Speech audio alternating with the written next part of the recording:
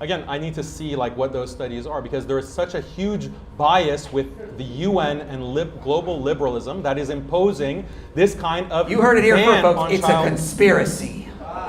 Oh yeah, because liberal powers have never conspired to impose their values on the rest of the world.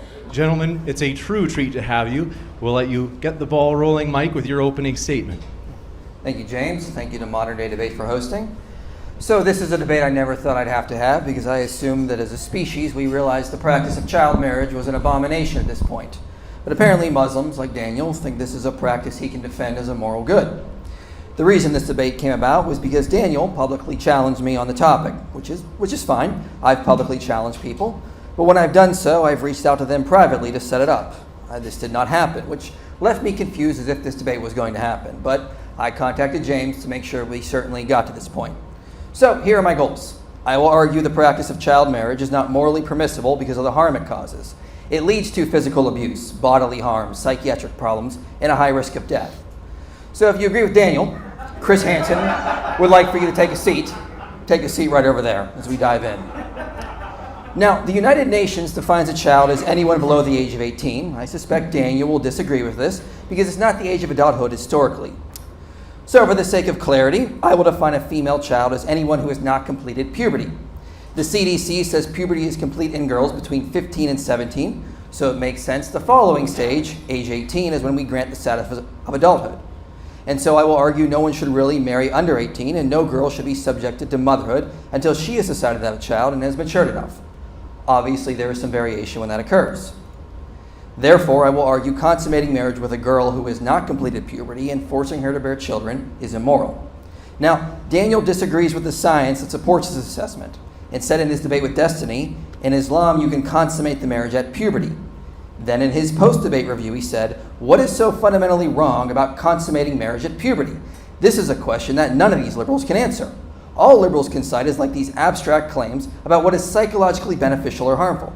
But this has not been established. This has not been established scientifically.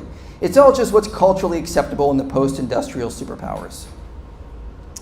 Well, that's what I'm going to answer tonight, and I'll explain why it is immoral. Because once again, child marriages lead to physical abuse, bodily harm to girls, psychiatric problems, and despite what Daniel has said, this has been demonstrated scientifically. So the first thing to note is puberty is not a boundary point that girls cross over. It's a process. It takes time for a girl's hips to widen and for her to develop into a woman. This is nowhere near complete when a girl has her first period. To treat womanhood as a boundary point for girls and not as a process is an unscientific way to understand puberty. There is no reason to assume a girl becomes a woman the moment she shows any sign of puberty, let alone she be ready for marriage and childbearing. Yet this is the Islamic teaching on the issue, which Daniel has stated. Well, this study, that is marriage under 18, found that child marriage was significantly associated with delayed antenatal care, miscarriages, preterm delivery, low birth weight, health problems in newborn babies, faulty feeding practices, lack of knowledge regarding family welfare methods, and health implications. They note child marriages lead to serious health consequences. It also bereaves young girls of their childhood by overburdening them with domestic responsibility, motherhood, and sexual relations, rather than allowing them to play with friends or go to school. The study continues and says that child mothers are physiologically and psychologically not prepared for childbirth. Maternal morbidity and mortality is also noted to be high in such young mothers. The girls lack the maturity and the education to properly nurture their own children, and then they make mistakes that hinder their own children's mental and social development, because the girls have had their own mental and social development hindered by being forced to marry so young. So they then hinder the development of their own children. So arguing for girls to be forced into these situations is blatantly immoral. In 2007, the United Nations Children Fund reported that a girl under 15 is 5 times more likely to die during pregnancy and childbirth than a woman in her 20s. Another paper pointed out that girls under 18 are more likely to die from childbirth and debilitating illnesses like obstetric fistulas. In Mali, the maternal mortality rate for girls 15 to 19 is 178 per 100,000 of live births. And that is not just because of poor health care, because in the same country, the maternal mortality rate for girls, for women that is only 32 per 100,000. In Togo, for the same groups, the rates are 286 and 39. And the reason for these high numbers is because they're more likely to suffer from eclampsia, postpartum hemorrhage, and obstructed labor. Obstructed labor often leads to obstetric fistulas. That is where holes develop in the birth canal and can lead to leakage of urine, feces, blood, can cause nerve damage, the significant decrease in the likelihood of conceiving a second healthy child, as well as the death of the girl. The paper says girls 10 to 15 are especially vulnerable because their pelvic bones are not ready for childbearing and delivery. Their risk of a fistula is as high as 88%. Additionally, mortality rates are 73% higher for infants born to mothers than are children. Even the mortality rate for children under 5 born to child mothers can be 28% higher than those born to mothers over 20. Because as noted, many of these poor girls were not allowed to mentally mature and they lacked the ability and education to properly care for their children. A 2022 study found that girls who marry under 18 were more likely to be physically, emotionally, and sexually abused by their husbands in 14 of the 16 countries they looked at, with strong correlations in 6. Additionally, they note pregnancy-related complications are the leading cause of death among adolescent girls in these regions. A review of the literature found that multiple studies have found the same result. They say the reason is because there is an extreme uneven power dynamic between the male and the female, mainly because of the age gap. The females, who lack decision-making abilities, constantly deal with harassment from their husbands and in-laws and are socially isolated. The review agrees with other research I cited that child mothers are likely to suffer from pregnancy-related complications, depression, and inadequate parenting skills. Another review shows evidence of stunted social development, depression, and anxiety in multiple studies. Here's another study which shows child marriages cause young girls to have more suicidal thoughts and attempts. They say the study's findings are compatible with findings in the United States that adult women married as children were 1.41 times more likely to have had a lifetime history of psychiatric disorders compared with women married in adulthood. We see evidence that younger marriages increase the likelihood of divorce. According to data from the CDC and Institute for Family Studies, 48% of those who marry before the age of 18 are likely to divorce in 10 years, compared to 25% of those who marry after 25. Daniel has repeatedly argued he wants strong marriages that do not end in divorce. If he thinks that, he should not be arguing in favor of child marriages. Now, I could go on, but I can find no psychologist or medical expert that agrees that child marriages should be allowed or practiced. They're described in these studies as a human rights violation because of the problems they cause. So there really is no escape from the conclusion. Child marriages likely lead to physical and mental harm. Anyone claiming a society would be better if we force young girls into these situations is either misinformed or delusional. So let's ask why Daniel thinks child marriages are morally permissible. In the same debate review, he said, it's something that has been practiced historically in all cultures. Why? Because you have a limited fertility window that women have to have children, and you value family. You need family, especially in most of the countries in the world, because children are going to work in the home, they're going to work for the family, bring money into your family. You need children, and your society needs more and more children to defend itself because wars are on the basis of manpower. So there's all these important economic, military, societal, familial objectives with having more and more children, and that requires maximizing the fertility window. Now, let's just set aside the fact that Daniel, either intentionally or unintentionally, said he was okay with child labor and children being used in wars. He may not have meant it, but let's focus on this. He provided no argument child marriages are morally permissible. All Daniel has ever argued for is the pragmatic usefulness of child marriages, not their moral status. Allegedly, they maximize reproductivity and increase the population size, but this is not moral justification. For example, if you want to increase your society's birth rate, you can make rape and adultery legal. But they are morally impermissible despite having pragmatic value in increasing fertility. Daniel has to give a moral reason for child marriages given the harm they cause. Do they increase virtue, decrease vice, help young girls to live flourishing lives? No. It's pretty clear from the data I cited that none of this is true. In fact, they're incredibly harmful. They increase mental health issues, stunt social development, lead to immoral acts like spousal abuse and suicide, and can even lead to physical harm and death. So it should be clear to every reasonable person there's no moral justification for child marriages. Furthermore, they may not actually help increase the society's reproductivity if they increase the likelihood of death for the mother or and the children. An educated society should outlaw child marriages if they care about their people and their well-being. And most people alive actually understand this. Research shows that child marriages decrease the more people become educated on this topic. But also, if we look at the average age women have their first children around the world, the country with the lowest age is Niger with a mean age of 18.5. So most countries where data is available actually understand it's better for a woman to wait for a girl to become a woman before she's expected to have children. If Daniel was correct, it's beneficial for a society to force girls to have children. Why is it not practiced more? Well, the answer is pretty obvious. It's because most people understand it comes with all sorts of problems that actually harm your overall society. Daniel has also appealed to the past and has argued child marriages were perfectly normal before these Western Christians came along and ruined all the fun they were having with children. Well, first off, on behalf of Western Christians everywhere, you're welcome. But second, although child marriages have occurred in the past in many cultures, it still does not make them morally permissible. And third, studies on the Roman Empire indicate the average age women were married was still in their late teens to early 20s. Like today, many in the past understood forcing a girl to bear children led to serious complications. For the Jews of the same time period, it would vary from region to region, with the Jews in Babylon marrying younger. But the scholar Michael Satlow has pointed out the average age Jewish women would marry was still in their mid-teens to early 20s and after they had matured. Some texts even speak of a woman being ripe for marriage at 20. So if Daniel wants to argue that Mary, the mother of God, was a child bride, I will contest that. Even medical experts before the modern era spoke out against marrying too young. In the 2nd century, Cyrannus of Ephesus warned problems result if girls are married too young, in childbirth, that is. Kim Phillips, in her book, points out that Albertus Magnus advised waiting until after puberty before attempting to conceive children. Giles of Rome even said it's best for girls to wait until 18 before consummating marriage, long before the rise of liberalism.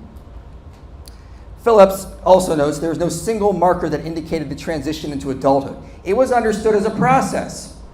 She says canon legal theory on women's marriageable age offers a very limited perspective, and that social beliefs and practices provide a more reliable view of girls' transition to adulthood.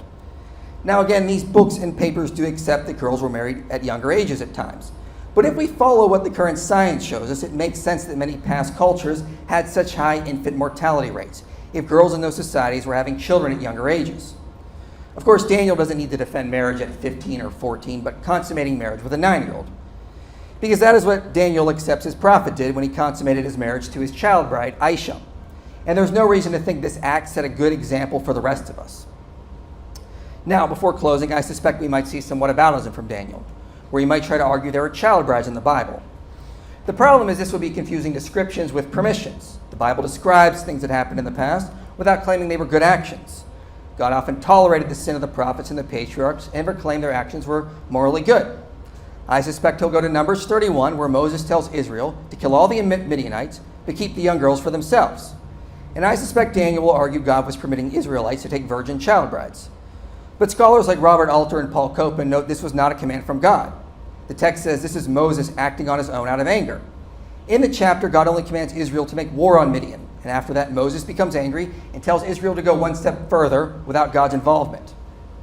Moreover, in doing this, Moses violates the principles of Deuteronomy 20, which says to not kill the livestock, women, and children in war. So Moses' anger caused him to order something that God directly argued against in Deuteronomy. And as we find out later, Moses' anger eventually got the best of him. Furthermore, Christians are under the ethics of the New Covenant, not the Old. There's nothing in the virtue ethics of the New Testament that would remotely suggest child marriages are morally permissible. Paul and Jesus taught the way we fulfill the law of God is by loving one another. And obviously, instituting child marriages are one of the most unloving things we could do. Christianity lays down a normative system of virtue ethics. And virtue ethics requires we study circumstances and natural facts to know how to properly love others. So given the science, Christianity is vehemently opposed to the practice of child marriage. And I can assure you that we Christians of the West will do everything in our power to end this obvious human rights problem promoted by people like Daniel. So I will press Daniel on this. He has to answer me on the studies I cited. Daniel, how can you claim child marriages should be practiced given the extensive harm they cause? If you argue in favor of child marriages, then I will doubt that you care about the well-being of girls. Also, you're required to give moral justification for child marriage, not just ways that might be pragmatic for maximizing fertility. If Daniel does not, his position is indefensible, and we will trust the medical experts around the world that child marriages should be abolished worldwide. Daniel is arguing against the consensus of medical experts everywhere, so the burden of proof is on him. The lives and the health of young girls everywhere are at stake. Let's see what he has to say. All right, thank you very much for that opening, Mike. We will kick it over to Daniel for his opening statement as well. Daniel, the floor is all yours. Bismillah, alhamdulillah, salatu wa salam ala rasulillah. Just a quick disclaimer that we are debating religious doctrine, history, and ethics. Nowhere am I advocating people break the law. I strongly advise everyone to follow your local laws. Many are appalled that we're even having this debate, and those people probably have a hard time imagining how anyone could ever think that marriage to a minor is acceptable. But the reality is all people historically considered minor marriage perfectly normal. If you give me a chance, I'll explain why. The first step is to acknowledge some basic biological facts. Puberty doesn't happen overnight or at one specific age. Rather, puberty is an extended process lasting from 2 to 5 years. The start of puberty also varies. It usually begins between 8 to 13 in girls or 9 to 15 in boys. Many factors affect puberty, including race and environment. For example, black girls reach puberty a year earlier than white girls. Puberty also accelerates in stressful environments, like food shortages or absent fathers. But even in normal environments, 1% of girls have their periods by age 8 and 4% have them by age 9. This means that they have completed puberty by ages 8 or 9. Overall, children complete puberty in the 8 to 15 age range and start experiencing sexual desires. Now here's the million-dollar question. How do children deal with those desires? I want all the opponents of child marriage to give us a practical solution for all the sexually frustrated minors out there, because those hormones hit like a tsunami, creating desires that need an outlet. The outlet promoted in society today is an absolute disaster. Kids are taught sex ed as early as 9, and some experts want sex ed in kindergarten. You're barely done with primary school and your teachers are passing out condoms and telling you to get birth control. Between 40 to 55% of high schoolers have had full sexual intercourse. If you include oral sex, the percentages are a lot higher. Many children as young as 9 or 10 engage in these sexual behaviors. Experts say we have an epidemic of sexting, for example, among minors, with 25% of teens texting each other naked pictures of themselves. Educators have responded by teaching children to practice safe sexting. Send naked pictures of yourself to other kids safely. Also included in sex ed is pornography education, because the average age a child sees hardcore porn is 10. It's just become an accepted fact that children watch porn, so let's just teach them how to do it safely. The shocking news recently is that they've started to teach kindergartners how to masturbate. Meanwhile, there's an epidemic of porn addiction that's destroying the mental health and well-being of generations of youth. These are today's socially acceptable outlets for childhood sexuality. Hopefully, all Muslims and Christians here agree that fornication, masturbation, and pornography are not acceptable solutions. Rather, these practices destroy the moral fabric of society and corrupt the soul. But the problem actually goes much deeper. Sadly, much of the sexual activity for minors involves sexual abuse. According to the data, 28% of American children ages 14 to 17 have suffered sexual abuse. Some of this happens in churches, but the majority happens in public schools. According to reports, the sexual abuse of students in schools is more than 100 times the abuse in churches. Researchers conclude that by 11th grade, 10% of children have been sexually abused in school. That means that in America alone, 4.5 million children are victims. And none of this includes other forms of sexualizing children, like drag queen story hour, the rise of pornographic educational material in school libraries, the sexualization of children's clothes, beauty pageants, and on and on. The point is, childhood sexual desire from puberty is an unstoppable biological force. How does one channel those desires is the question, and Western society channels it through fornication, masturbation, and porn. In the best case, and in the worst case, the sexualization and fetishization of children as young as 4. But for the vast majority of history, people of all religions and cultures had another solution, and that solution is marriage. Marriage is the healthy, wholesome outlet for the natural sexual desire that humans start experiencing at puberty. And pre-industrial religious and cultural traditions hold that marriage should be available at puberty. They don't stipulate an exact age for sex or marriage because, again, puberty is highly variable in terms of when it begins. So all religions and cultures have had this solution of marriage, but what changed? Why is minor marriage now seen as this unspeakable crime? To answer this question, let's look at the history of child marriage in the West. According to ancient Jewish norms, a man can marry and have sex with a girl as young as 3. This ruling is found in the Talmud and is based on the precedent set by the Jewish prophet Isaac, who married Rebekah when she was 3 and he was 40, as inferred from biblical passages like Genesis chapter 23 and Genesis chapter 25, verse 20. In Numbers 31, Moses commands his armies to slaughter the enemy, including all adults and male children. However, female virgin children were spared for sex, although some have argued they had to be forcefully married. Whether Old or New Testament, there are many discussions of marriage and slavery in the Bible, but there's never any mention of a minimum age for sex, because apparently this wasn't a concern for the Bible's authors. Take Exodus chapter 27, verse 7 through 11, which permits a father to sell his daughter as a slave, but doesn't stipulate a minimum age. So he can sell his daughters as slaves or as sex slaves from infanthood. Interestingly, this is where the Bible and the Quran actually differ, as the Quran doesn't sanction selling children as slaves. The notion that it's acceptable to have sex with children, whether in marriage or slavery, was standard during the time of Jesus. For example, the Bible doesn't mention the specific age of Mary, but pre-modern Christians held she was quite young when she was married to Joseph and impregnated by Father God. According to the official Catholic encyclopedia, Joseph was 80 when he married Mary. She was 12 at the same time being Joseph's wife and impregnated by Father God. Now, some Christians might question the reliability of the Catholic encyclopedia, but many other sources, including archaeological evidence, prove that the common age for marriage in Judea at the time of Jesus was 13. This is significant because Jesus' views on marriage would reflect those of his era, meaning that he would have endorsed marriage and sex with minors. We cannot find a single recorded statement from Jesus raising even the slightest objection to the child marriage that was happening all around him. Jesus has no shortage of criticism for the Pharisees and larger society, but for some reason, he doesn't condemn anyone for child marriage. In later periods, some Christians adopted flexible guidelines for marriage that they borrowed from Roman law. Roman law was somewhat unique in setting a minimum marriage age for girls at 12. This was more of a guideline rather than a strict law because there were no legal penalties for marrying earlier. Medieval Christians in the West eventually borrowed the same rule, enshrining it in canon law. Christian women could marry at 12, but in some cases, especially among aristocrats, they married as early as 8 or 9. Those are examples from Jewish and Christian history. So why did things change? Two factors, industrialization and feminism. Let's talk about industrialization first.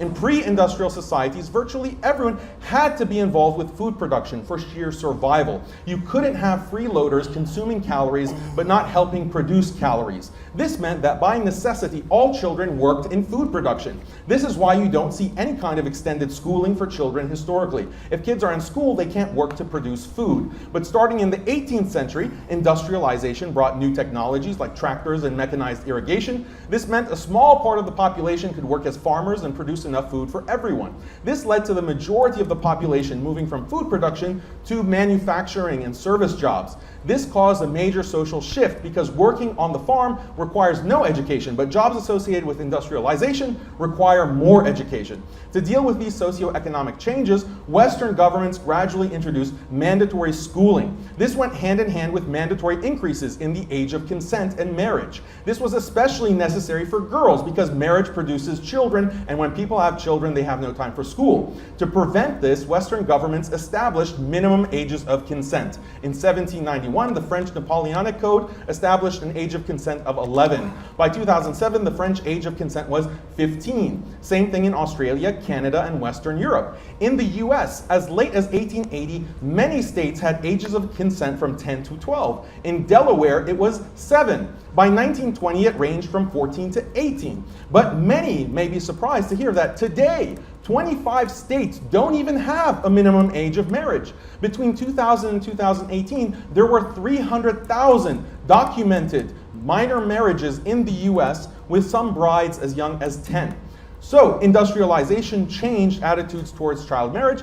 Feminism did as well. Feminism aims to empower women so that they have careers and status equal to men. This means banning early marriage for girls and encouraging them to stay in school for as long as possible. The fear is that girls may lose out on a career because they got married early and had children. Feminists consider such women victims who have failed in life because they haven't achieved independence and career status equal to men. The feminist thinking was impossible in the pre-industrial era because the overwhelming majority of the populace, both males and females, had nothing something resembling a career. Almost everyone did low-skill farm labor with no education. For most of history, there was nothing like career advancement, so it would have made no sense to insist that girls delay marriage to pursue career advancement. We can track the increasing Western hostility towards child marriage over time. One of the first examples is the famous 1748 work, The Spirit of Laws, by French liberal thinker Montesquieu. Montesquieu refers to child marriage as a type of domestic slavery. Montesquieu associates such marriage with hot countries in the South. This includes Muslim countries which had child marriage. So here in the mid-18th century, Montesquieu offers one of the first Western criticisms of child marriage in Muslim countries. Because of this growing liberal hostility, Western countries banned child marriage in the colonies they occupied, like India and North Africa. By the early 19th century, Western Christians magically discovered that their religion actually prohibits child marriage, despite 18 centuries of Christians engaging in it. With this new discovery, Christian missionaries traveled to these colonies and attacked the indigenous religions for allowing child marriage. An important case is British India, with a population that was 75% Hindu and 25% Muslim. Due partly to Christian missionaries, in 1860, the British government set a minimum age of marriage of 10. This was raised to 12 in 1891. This is how liberal stigmas about child marriage were adopted by Christianity in the late 18th century and then globalized by the mid to late 19th century. This brings us to pedophilia. Pedophilia is not an ancient concept. The first documented use of the term is 1906. Pedophilia initially means a psychiatric disorder in which an adult fantasizes about or engages in sexual acts with a prepubescent child. Gradually, pedophilia came to mean any adult who has sexual interest in a person below 18, the age of consent. And of course, the age of consent is artificially set to match mandatory schooling ages. So in essence, the pedophile is someone who has graduated, who is sexually attracted to someone who hasn't graduated from whatever amount of schooling the state has mandated. Now, many will claim that child marriage causes psychological harm. It's interesting that pre-modern people understood trauma and the emotional damage that can come from certain sexual behaviors like sodomy and prostitution, but there's no evidence that anyone in pre-modernity viewed adult-minor relations as traumatic. Even modern research casts doubt on the existence of psychological trauma from adult-minor sexual relations. Psychologists Bruce Rind, Philip Tromovich, and Robert Bosserman have published meta-studies critically analyzing this. What they discovered is that while there can be problems in some cases, there's no inherent harm with adult-minor relationships. The only harm comes from it being socially taboo in current society rather than anything objective or inherent. These psychologists received backlash, as you can imagine, and we can dive deeper into the studies later, but the point is the claim that minor marriage is bad because it objectively causes psychological harm is unproven. So it's bizarre that anyone should depict new modern norms on pedophilia as obvious or eternal invalidity. Such norms were literally inconceivable in the pre-modern period for the many reasons I've mentioned.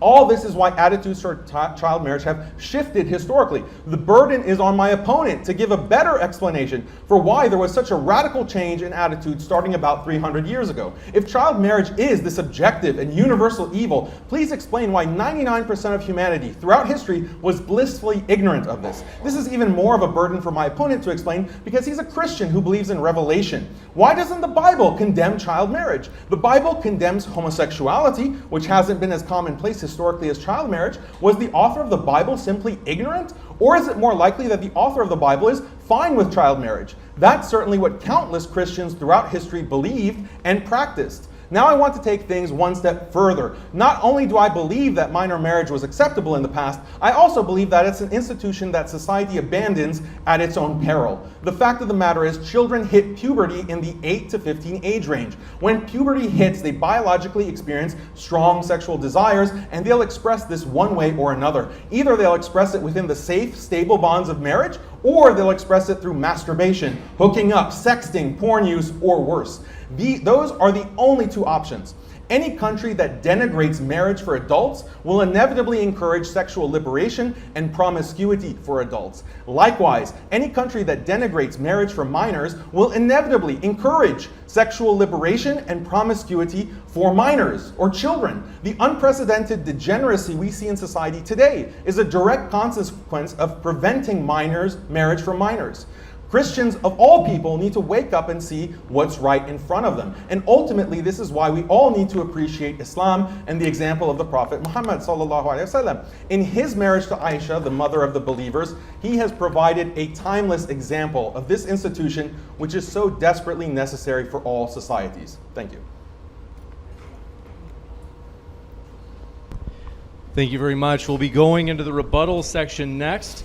Mike, I have the timer set for you for 8 minutes. The floor is all yours. All right, well, I think I did a pretty good predicting what Daniel would say in his opening statement based on what I just heard there. Let's talk about some of the things he said. So he said it was perfectly normal before, again, Western Christians came along and ruined us. No, Michael Flynn notes in a European demographic system that the average age people would marry between 1500 and 1820 in Europe was 25 to 26. Brent Shaw notes in his paper, The Age of Roman Girls at Marriage, that in Tuscany, girls would marry between 16 and 21 on average, in Florence 15 to 19. Rudolph Bell notes that in Italian communities in the 19th century, they were marrying within their mid-20s. Peter Laslett says that in England, the average age that women were marrying was 22. Okay, and that was in the 17th century. Piotr Gaswowski says in The Origins of the European Marriage that the average age women were marrying in Poland in the earlier periods was around 20. And again, you can also read Kim Phillips' book, Medieval Maidens, average age women were being married, again, late teens to early 20s. But you brought up Bruce Ryan. I've been waiting months for you to bring up Bruce Ryan. Oh my goodness. Okay, so let's talk about Bruce Ryan here for a little while. Bruce Ryan, for example, it's probably the same paper you referenced in your the debate review is Harris Sultan, hebephilia as a mental disorder.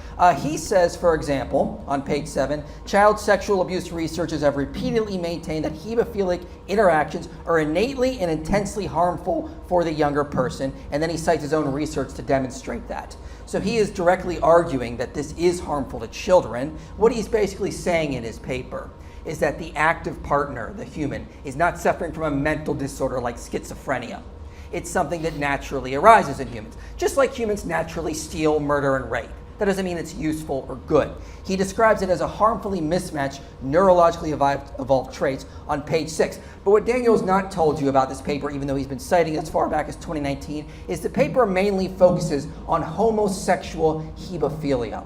He is trying to say that is not a mental disorder. He says it's been pervasive in numerous cultures around the world. He's got a table in his paper that's 4 pages long of how homosexual hebephilia has been practiced around the world in various cultures, including Islamic societies. To quote from page 15, male to immature homosexuality was pervasive in Islamic societies from the 8th to the 19th centuries. Boy attraction was seen just as normal as heterosexual ones. Main interest was in boys early to mid-teens, peaking at about 14. The appeal vanished with the beard. Adult men were scorned if they were passive partners because manly behavior was to be the active. Staggering amounts of love poetry show an obsession with boyish beauty, seen as comparable to women's as well. Poets attracted to boys constitute a who's who. Desire for boys, but not behavior or lust, was permissible under Islam, but behavior was common nonetheless. Impermissible. The tradition eroded in the late 19th century in reaction to Western abhorrence and efforts to modernize. So, because Daniel's been quoting from Bruce Ryan's paper for years, he's put himself in a trilemma. Either he has not read it, he's lying about what it is, or he secretly agrees with a lot of the things Bruce Ryan says and wants to return Islam to the days before Western influence, when big strapping Muslim men could write gay erotic poetry about boys. So I just want to say, but again, Bruce Ryan says this was eroded when Christians came in and basically ended it. So I'm sorry that we in the West came in and we took away your child brides and your gay erotic poetry with our Western values. My bad. So let's also talk about it. He says, do girls complete puberty by 8 or 9? No. According to Midwifery and Women's Health Nurse Practitioner Certification Review, the CDC as well, we don't see completion of puberty until 15 or 17, as I noted. I agree younger sexual activity for people under 18 is bad, and I don't think you should have sex outside of marriage. Okay? But his solution is child marriage. That's like saying, oh my God, I got a kitchen fire. Let's put it out by breaking the dam and flooding the neighborhood. We don't solve a problem with a bigger problem. I cited numerous studies showing how every expert around the world agrees this is harmful to children. This is harmful to their offspring. This should be abolished worldwide. He says we have to talk about channeling desires. Well, you need to remember, as you're developing as a human. Your brain is developing, and researchers describe it as being plasticity. As you're developing, your prefrontal cortex is developing, and that's the part of your brain that controls inhibitions. If we have a child who deals with rage, we don't say, well, you got to deal with that right away by just going around beating people up. We tell him to control his inhibitions. When children start developing sexual desires, they need to learn to control them. We should not give them the idea that they should act on them as soon as they got them, because they're never going to learn to control those inhibitions when they become adults later and they see someone who might be tempting them or trying to get them to commit adultery. We got to learn to control these desires. This is why we slowly develop with a plastic brain, plasticity, and we learn to control our inhibitions. They need to be trained as the prefrontal cortex is developing. He cited the Talmud, but the Talmud, for example, I hope I'm pronouncing this right, Kiddushin 41a says that it's forbidden for a man to marry off his daughter when she is a minor until she is well grown. Okay, I also cited scholars like Michael Satlow. You can also check out scholars like Amran Troper. They note the average age that Jewish girls were marrying was, again, late teens, early 20s, earliest as mid-teens. He can find no evidence, Michael Satlow, that girls were marrying that young.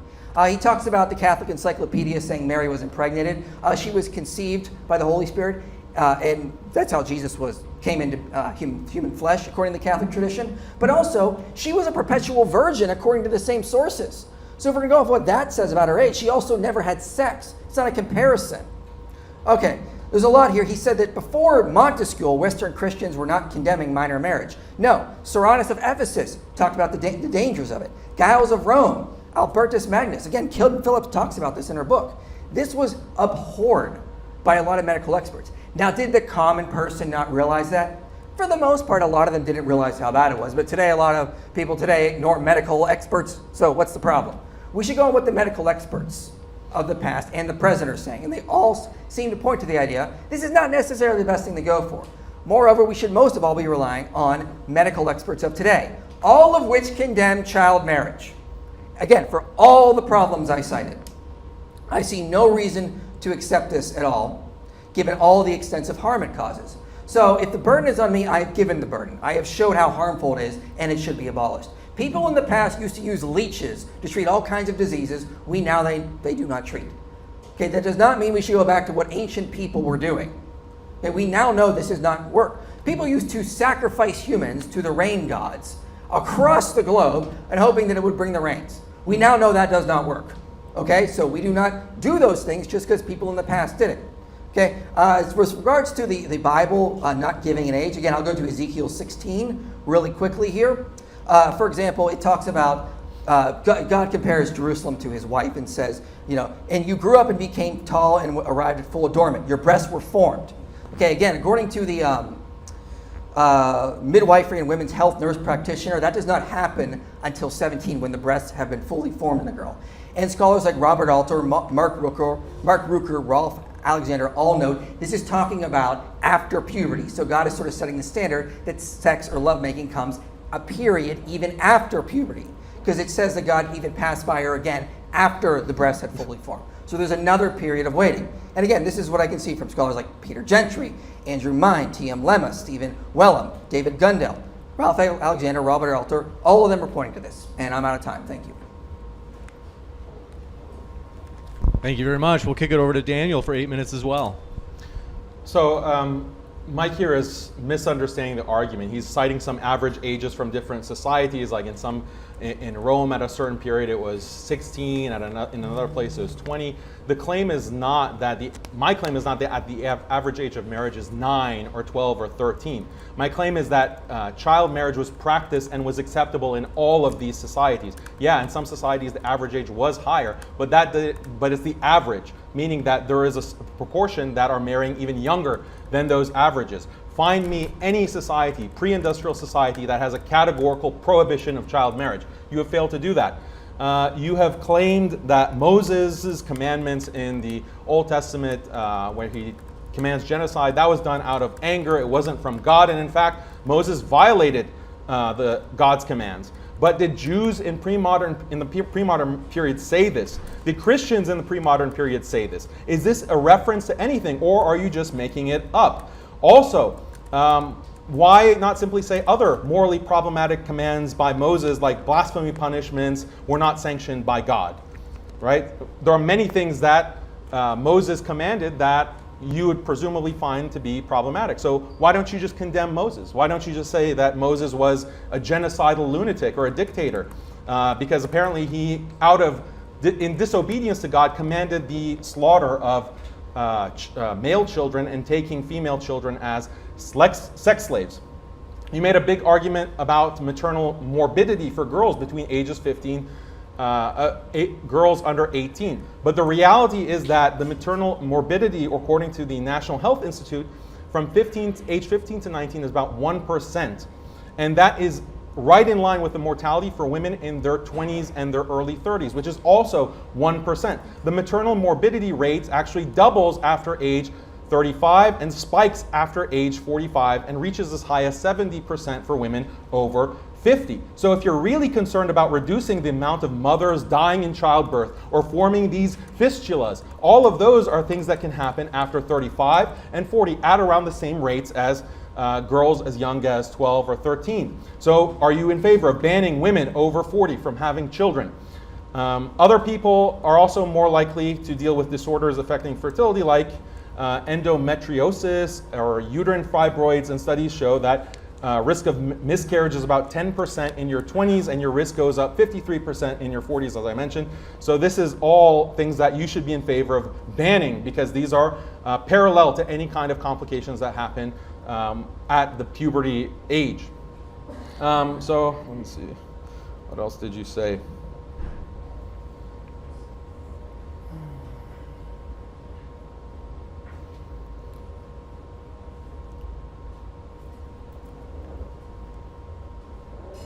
You also did not respond at all to the point that I made about fornication being rampant. What you seem to mention is that you advocate abstinence. People should just control it. Teens should just control it until they're over 18, because if they marry below 18, that's child marriage, which you're against. So does abstinence work? Does anyone here think that abstinence works? Clearly not. It's something that is widely recognized as a major failure. So really you're advocating for fornication, masturbation, porn use. Are you against all of these things happening before the age of 18 or when someone is actually mature? It would seem that your position actually is in favor of those kinds of practices, because again, puberty causes this huge tidal wave of hormones that create strong sexual desire, and children act on this sexual desire. What is your solution for that? That is what we need to hear from in this debate. The only Other than fornication, pornography, masturbation, the only alternative, abstinence doesn't work, the only alternative is child marriage, and that's why it's so universal. That's why it is so universally practiced.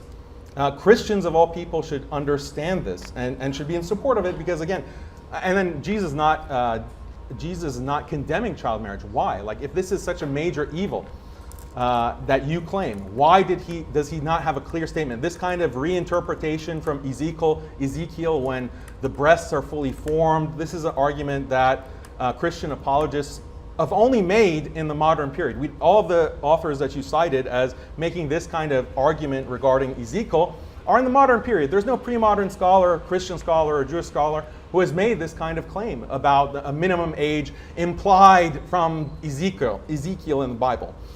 In fact, and even that explanation, even if that were a valid interpretation of Ezekiel, breasts do form by age, even as early as age 7. 7% of young girls have developed breasts at age 7. Are they fully developed? No, but they're developing their breasts. This is puberty. So I think you have a fundamental misunderstanding of what puberty is. There are in medicine, they call them the Tanner stages. There are 5 stages of puberty.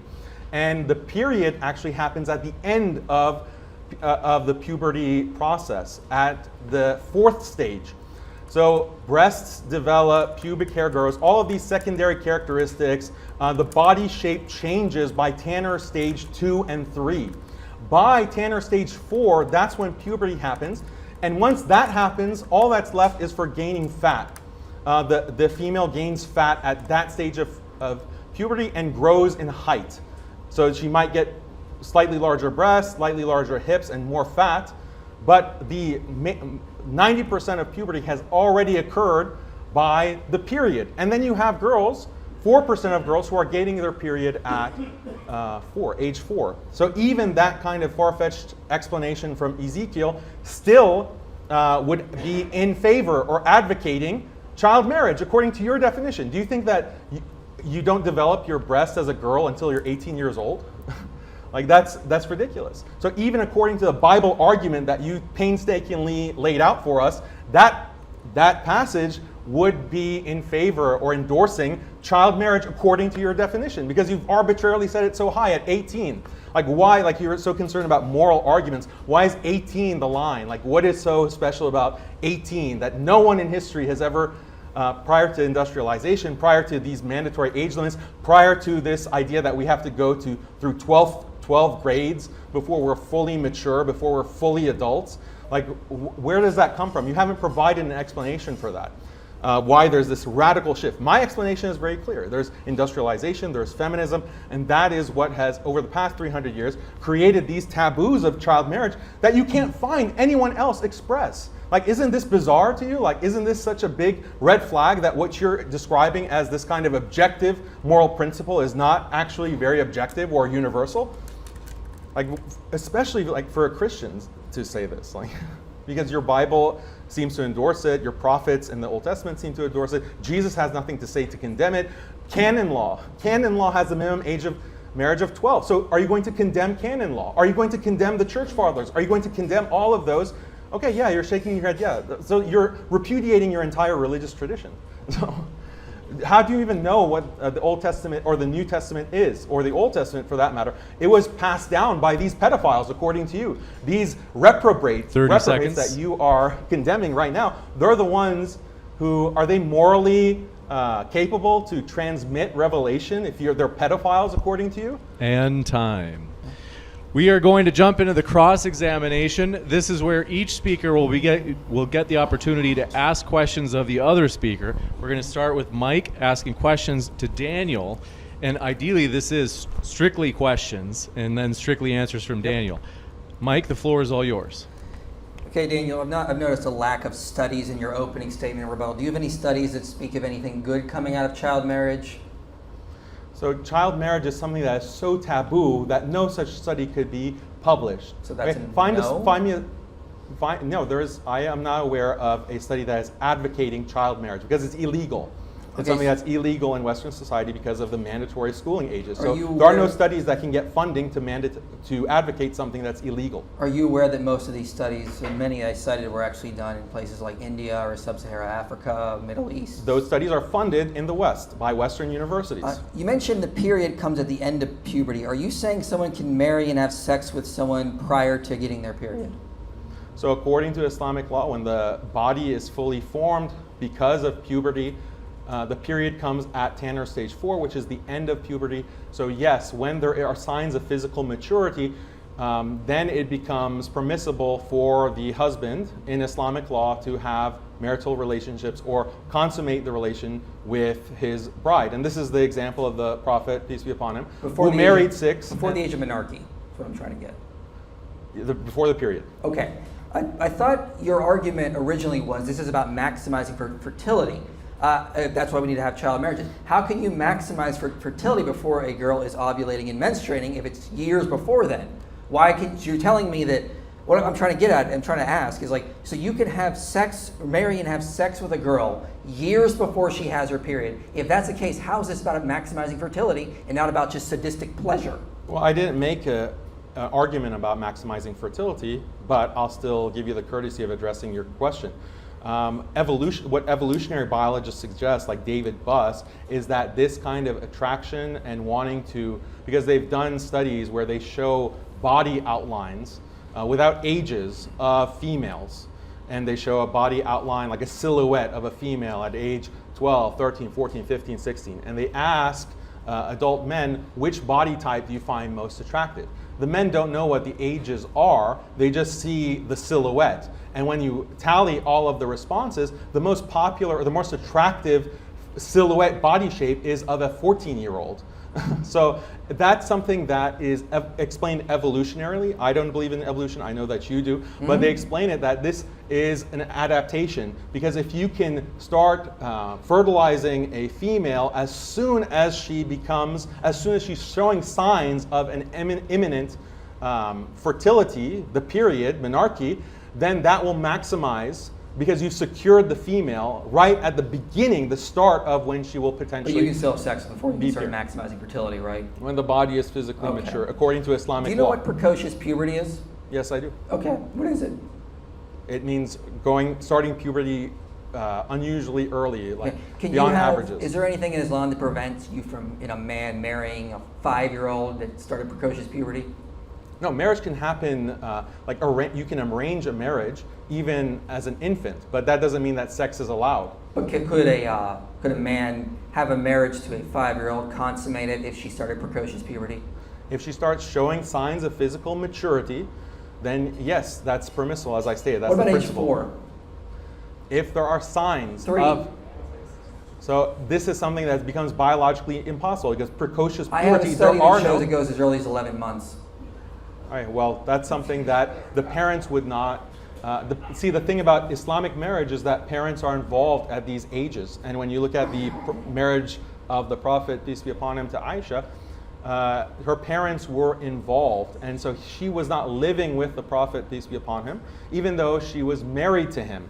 So the parents have oversight. And sometimes a qadi or a judge can have oversight if the guardians are not capable, to make sure that the rights and the physical well-being of a child are not, or a minor, are not harmed by that marriage. What about, because you've tried to justify sexual slavery after a war. So what if a man finds a 7-year-old, let's say, started her period, could he take her back as a sex slave? So that's a whole different debate on slavery and concubinage. I'm just talking about the minor aspect. Would that be fine? Yeah, so if a girl is any age, she can be taken as A sex slave, right? Yeah, as opposed to being left to die after war. So women can't take care of themselves. They would need to be taken by the men because they're too incapable of caring for themselves. Only about 10 seconds left. Yeah, a 4-year-old, a 7-year-old, an 8-year-old. No, I'm talking about the women and the children. Yeah, this is the topic of sex slavery, which is also endorsed in the Old Testament and practiced by Moses and other prophets like Joshua. So that is a practice found within the Bible. It's found within Islam, within the Quran, and it's practiced, again, universally. And I'll give you a chance to wrap up that sentence, and then we got to go to the next portion. Yeah, so if you want to condemn Islam for these kinds of practices, you have to condemn Christianity and your entire religious tradition for exactly the same practices, if not worse. So I don't see the logic of this. We'll jump to Daniel asking questions of Mike. This is going to be 5 minutes as well. Daniel, the floor is all yours. Right, do you think fornication is prohibited? No. So you think fornication is allowed by God? Oh, no, sorry, I misunderstood. No, I do not think fornication should happen. Okay, so God has prohibited fornication. Yes? Okay, clearly in the Bible. Sex outside of marriage is wrong. And it is condemned by God. It is condemned by God. Okay, so which scenario is more immoral? Okay, I'm going to give you 2 scenarios. Scenario 1, a 10-year-old girl who has completed puberty gets legally married with the consent of her parents to a good believing Christian man who is 25 years old.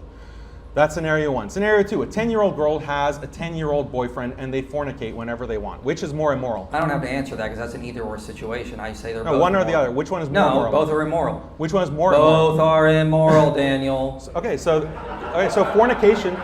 fornication is happening rampantly. Do you have the same kind of feelings of that being evil and wanting to stop it, and you put that big slide about Christians are going to stand against child marriage? I can also put a slide up that says Christians are going to stand against fornication that's happening rampant throughout society. Yes, we condemn it.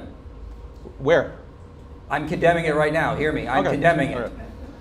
So, but you didn't think that was more immoral. The child marriage scenario was not more immoral than the fornication. We're debating child marriage, and I'm pointing out it's immoral. I can also agree fornication. So you did not. immoral. You did not say that was more immoral. Okay, got it. I have so no according reason to to say one or more. According to the Bible, you do have a reason to say it, because the Bible explicitly condemns sex out of marriage, but it has nothing to say about child marriage. According to some Christian sources, Jesus' mother was either 12 or 14 when married to Joseph. When it comes to child marriage, what do you think is more likely? Option 1, Jesus held views similar to those found in the society of his time and thus had no objection to child marriage. Or option 2, Jesus held views similar to the United States in 2023 and thus viewed child marriage as very evil. Which one is more likely? Again, I quoted scholars like Michael Satlow that argued the average age was not 13, especially in Palestine. Is there any pre-modern scholar who has this opinion? Yeah, Cyrannus of Ephesus, as I cited in my opening statement. Giles of Rome. What did he say? Repeat what he said. All right, I'll go to Cyrannus of Ephesus, as you want. Let me pull up his quote here.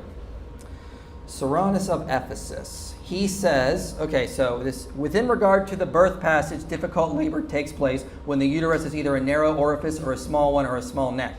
He goes on to say, a small orifice or a small neck occurs for many reasons, for it obtains whenever women married before maturity conceive and give birth, while the uterus is not fully grown or fundus of the utera expanded. Where's that condemnation of marrying before 18? He is or having sex basically before going 18? on and saying that these are problems. When there's a small orifice, it results in problems. So now you're making the descriptive prescriptive error, because where is that prohibiting or speaking out or condemning child marriage? We didn't see that in that reference. So is there any other pre-modern scholar who condemns child marriage? Again, I quoted Kim Phillips' book, Albertus Magnus. They're not pre-modern scholars. Where is the citation? They're writing in the 1300s. Find me a quote. What is a quote from a scholar that says child marriage is wrong, not a descriptive statement? Okay, you're asking me to give you exact wording, yet I can quote them basically condemning it in their own words or talking about the harms of it. Where? Read it for me. Again, I quoted, for example, Kim Phillips' book. She says, Albertus Magnus stated that while the physical changes associated with puberty enabled boys and girls to feel desire and enter sexual relations,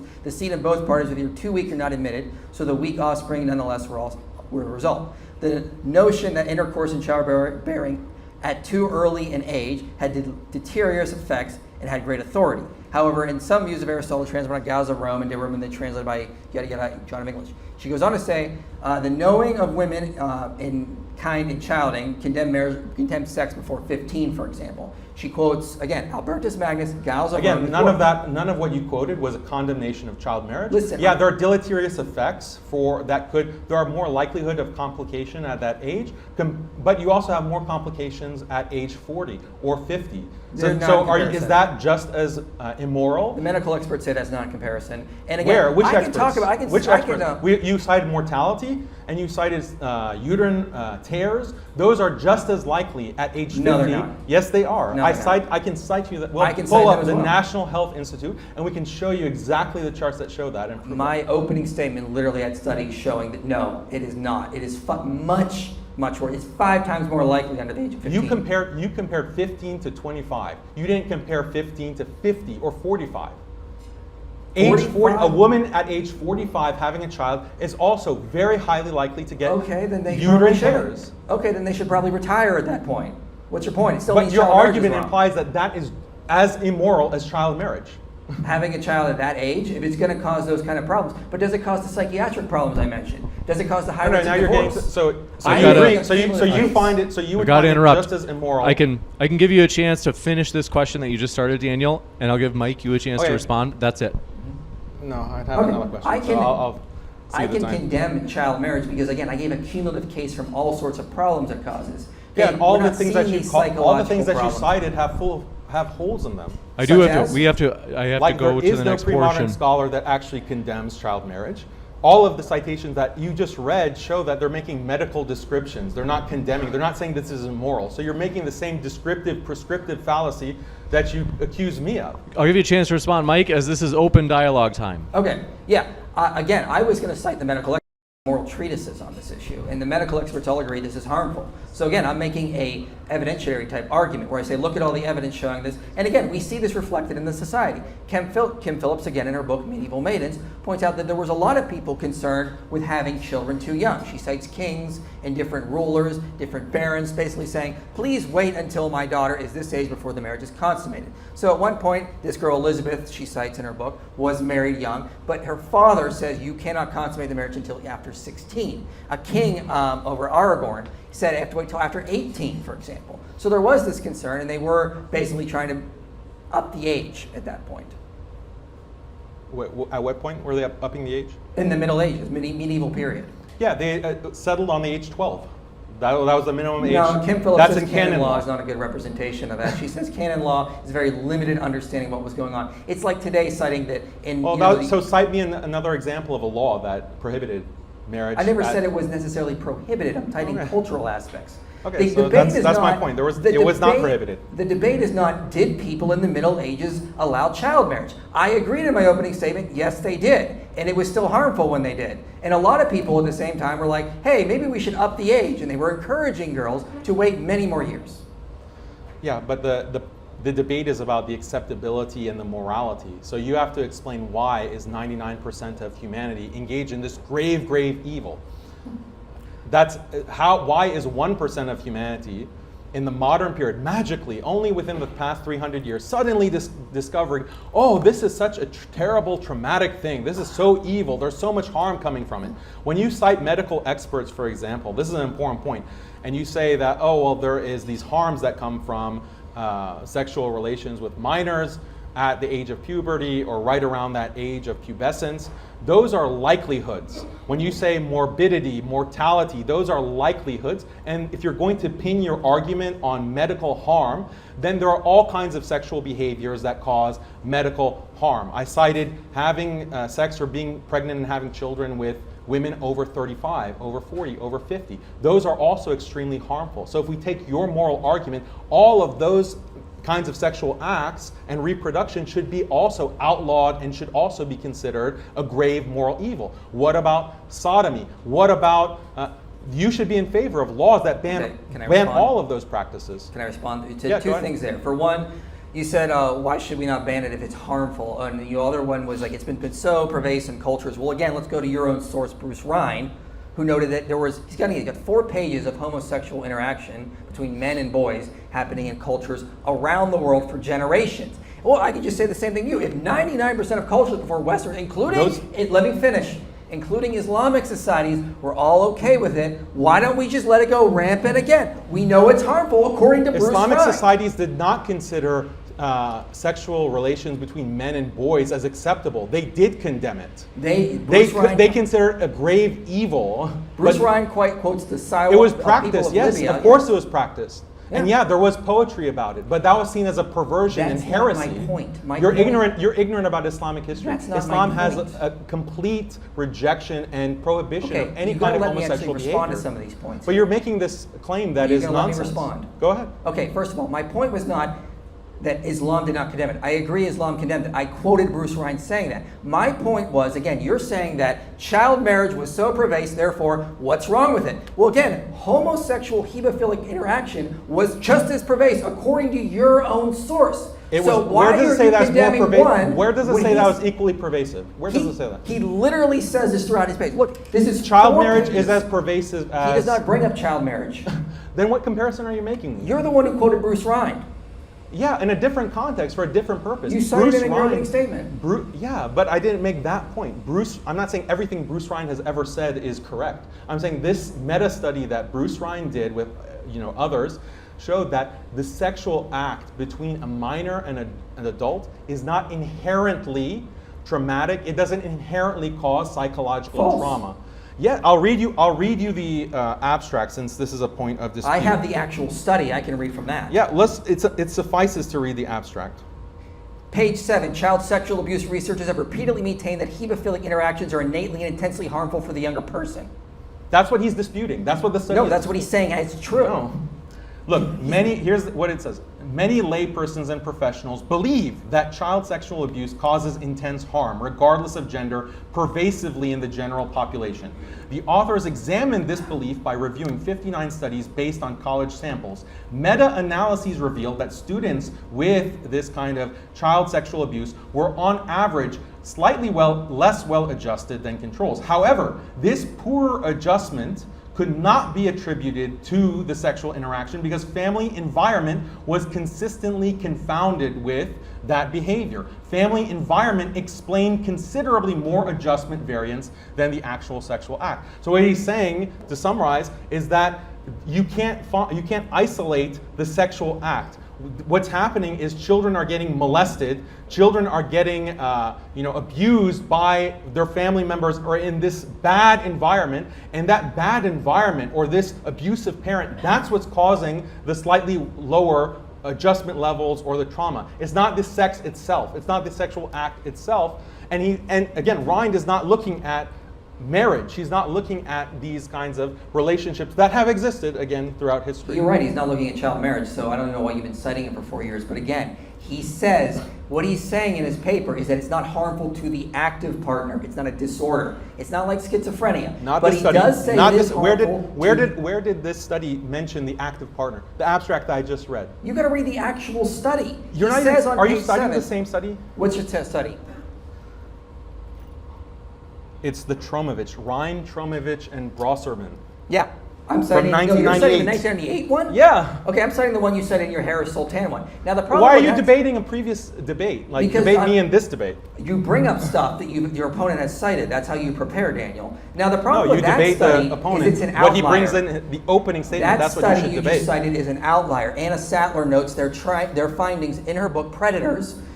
She notes that their findings are truly an outlier, and she cites numerous other meta-analyses that have found other results. A meta-analysis of the relationship of child sexual abuse to adult psychological adjustment from 1995. The long-term sequel of childhood sexual abuse in women, a meta-analytical review from 1996. A meta-analysis of the published research on the effects of child sexual abuse, as well as the prevalence of child sexual abuse in communities and student samples. Furthermore, Rind even says in that 1998 meta-analysis that it was actually harmful to the girls. It wasn't harmful to the boys, is his argument. And he is still an outlier. So the irony of this is, again, your own study says it is harmful to the girls. Rind is saying that in 1998. He's saying that the harm is caused by the family environment. He's saying that the just read girls the report abstract. harm in the 1998 meta-analysis.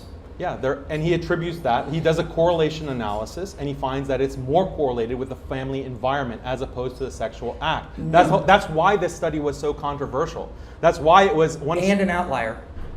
Yeah, of course it's an outlier because look at the stigma. Like, look at the social stigma. Like, if you want to live and die by these psychological studies, then all the psychological studies right now say that, like the dominant studies all say that if a child at age 4, a boy feels like he's actually a girl, then he should be put on hormone blockers and perhaps even get sex change surgery. So do you accept that? Do you agree that psychological conclusion? No, and I think there's actually Why? research that challenge that. But again, we're Where? talking about child marriage. Do you disagree that the dominant research says that I do not agree the dominant research says that. gender affirming I care do is not agree necessary the for dominant so you research says disagree. that. So in some cases the dominant research can be false Again, and very you've wrong, given, right? what's the evidence that's the dominant research? What studies? Okay, so You you're said disputing meta-analysis. that the dominant research today in psychology says that gender affirming care should be provided to children as young as 4 years or 3 years old. You're denying that. If you're doubting research, why are you even citing Bruce Rind to begin with? Are you just cherry picking the ones that support your view? I mean, you could just say, we can just doubt it when it's useful for us, or I'll just pick Bruce Rind when it's useful. I'm just countering the point that you made that whatever is the dominant claim about a certain topic, then we should just take that and ignore Well, then you're other going kinds of nuclear. factors. You're basically I'm not saying making all a your research is simplistic, useless. like all you're doing is caricaturing my arguments. Like,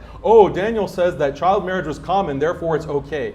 Like, that's not my argument. You're caricaturing What is your the argument that it is okay? My argument is a challenge to anyone who claims that it's not okay to explain why the attitudes shifted so radically. One of the reasons why the attitudes changed so radically is because of industrialization, is because of feminism. That explains the radical shift, not something inherent. What study shows that? Many studies. Look at What study this. shows that the reason we started condemning child marriage was not because of the medical The experts I Anthropology cited. of Childhood by David Yeah, I read Lancy. that. Discovering Invention in the History of Adolescence, published in the Journal of Adolescent Health. Children and Adolescents as Sexual Beings, a Historical Overview by Vern Bullough, 2004. How many more studies do you want? Okay, All of where do these they studies say- show that these practices were pervasive. You need All to- you did to respond to that is, oh, the average age was 22 at a certain point in Europe. Like that's your my counter. question was, where does the evidence, do these studies say the reason we started condemning child marriage was because of industrialism and feminism? Do they Yes. say that? Yes. Read them.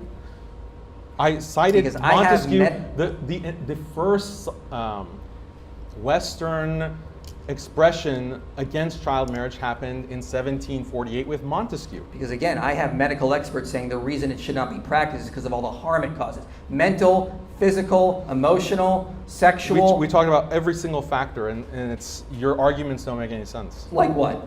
Like the fact that, okay, there's some likelihood of physical harm, like 2% chance of mortality for a child at age 12 or 10. You have the same mortality rate for a woman over 40.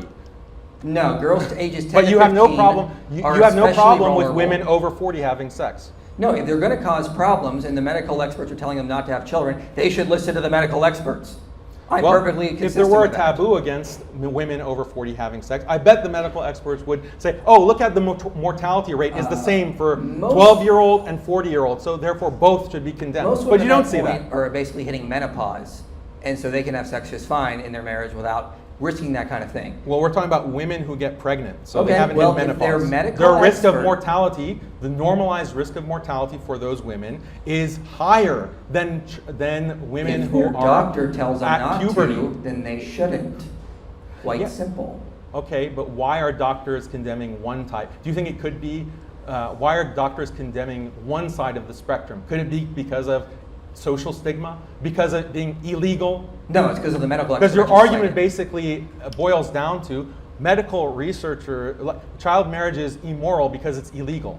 No, That's it's- begging the question. We're asking, why is it illegal? Why is there a social It stigma? causes severe mental and physical harm. Where's the Increase- evidence for that? Did you pay attention? The physical harm, whenever I cite, you keep repeating physical harm, and I say the same kind of physical harm occurs with women who are over a certain age. And then you hand wave that and say, oh, well, but doctors aren't talking about women over 40. Well, Again, why not? If a doctor tells a woman over 40 she should not have children because it can increase her risk of death, No, serious why? injury, You're then changing no, the she scenario.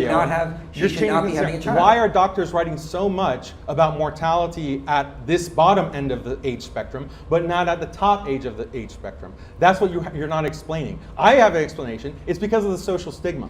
Okay, because again, the research shows that women at this age, they're still psychologically and emotionally developing. When you force them into marriages too young, they have increased anxiety, depression, psychiatric disorders, increased risk of suicide. They're more likely to die. They can't raise children properly because they've not been educated enough. They've not been able to mentally mature enough. So again, the studies I'm citing show you have an increased risk of death for even their offspring and how they're raised up to the age of 5. The rate of psychological maturity is also very contextual. It's very environmental. Children who are, or women at age, 12-year-olds in Africa or 10-year-olds in Africa today are considered adults. Like this category of adolescence is something that is a modern Western construct. The because research I we cited was don't done in have- Africa.